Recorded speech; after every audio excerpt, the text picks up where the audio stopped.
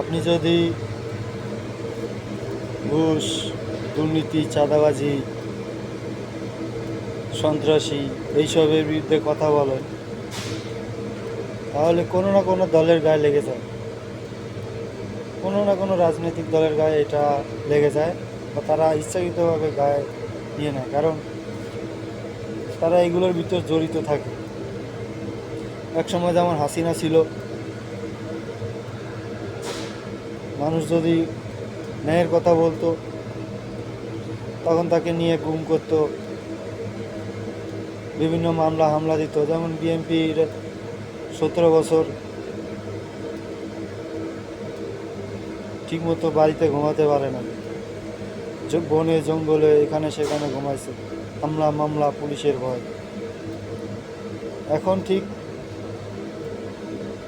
আপনি ন্যায়ের কথা বললে এখন আবার আরেকটি দলের গায়ে লেগে যাচ্ছে।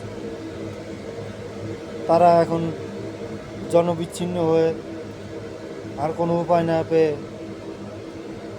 প্রতিপক্ষ দলের উপরে হামলা শুরু করে দিয়েছে, সন্ত্রাসী হামলা। আগে একসময় ছিল হেলমেট বাহিনী, এখন সেই আবার নতুন করে হেলমেট বাহিনী তৈরি করছে নতুন দল। আমাদের দেশটা কি কখনো ভালো হবে না? সবাই একসাথে মিলেমিশে রাজনীতি করবে, সবাই দেশের জন্য কাজ করবে, এটাই তো হওয়া উচিত। এবং রাজনীতিবিদদের লক্ষ্যটাই এরকম থাকা উচিত, দেশের জন্য কাজ করা, দেশের মানুষের জন্য কাজ করা।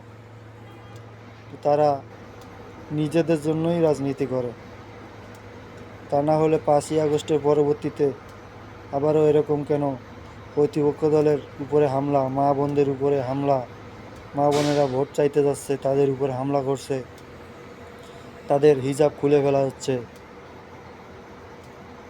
আমরা তো এরকম আশা করি নাই। আমরা ভেবেছিলাম সবাই একসাথে মিলেমিশে রাজনীতি করবে, দেশের মানুষের জন্য উন্নতি করবে। যারা এখন এরকম করছে, মায়েদের উপরে হামলা করছে, তারা পরবর্তীতে মায়েদের রক্ষা করবে কিভাবে?